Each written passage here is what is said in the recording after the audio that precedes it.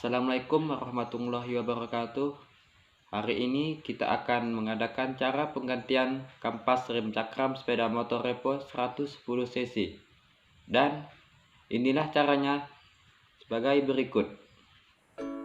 Sebelum kita memulai cara penggantian kampas rem cakram sepeda motor, marilah kita siapkan alat dan bahan antara lain L6, tang kombinasi, kampas rem, gres atau oli D8. Setelah mempersiapkan alat dan bahan, marilah kita melakukan penggantian kampas rem cakram antara lain. 1. Buka baut pengikat braket rem. Langkah pertama adalah melepas baut pengikat braket rem. Baut ini bisa Anda temukan dengan mudah karena baut ini merupakan baut yang menghubungkan kaliper rem dengan fork arm suspensi. Yang kedua, lepas baut pengikat kampas rem. Yang ketiga, lepas kaliper dari fork arm suspension.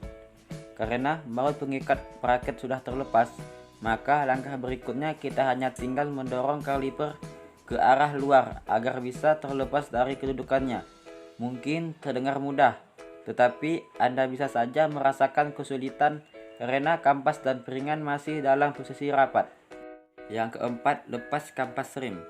Sebelum kita melepas kampas rem, lepas terdahulu pin kampas rem. Untuk melepas pin, pertama kita lepas dahulu snap ring atau kawat pengunci dari pin tersebut. Yang kelima, lepas braket rem. Braket atau plat besi yang menghubungkan kaliper dengan fork arm suspensi juga perlu kita lepas. Caranya, Anda hanya tinggal menariknya. Sebelum lanjut, kita selesaikan dulu braket ini dengan membersihkan bagian cor atau batang yang masuk ke dalam kaliper. Pada batang ini ada kotoran berupa debu yang mengganggu pergerakan kaliper sehingga kita perlu membersihkannya dengan lap.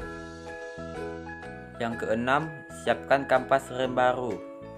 Setelah semua sudah terlepas, kita harus melakukan penyesuaian dulu ke kampas dan kaliper sebelum dipasang. Pertama, pada kampas rem, beberapa teknisi menyarankan agar kita menumpulkan bagian sudut dari rampas rem. Alasannya, nanti ketika kampas terpasang, bagian ini akan bergesekan dengan bagian dalam piringan rem yang tidak pernah terkena tekanan. Bagian ini memiliki permukaan yang kurang halus serta lebih tebal sekian mili. Akibatnya, nanti kampas rem akan bunyi ketika motor berjalan. Kita bisa mengerus bagian sudut ini menggunakan lempengan seng atau cutter.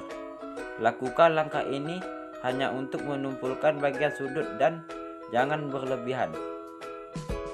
Ketujuh, tekan piston pada kaliper rem.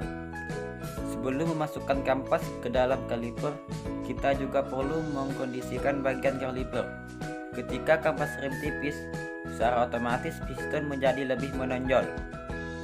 Ini adalah proses alami dari sistem hidrolik rem untuk melakukan penyetelan celah rem otomatis. Kalau kita pasang kampas baru yang lebih tebal, maka kampas tidak akan bisa masuk.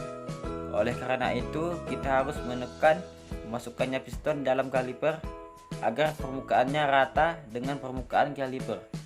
Caranya bisa Anda gunakan kunci ring besar untuk mengungkit bagian piston seperti yang tunjukkan pada gambar.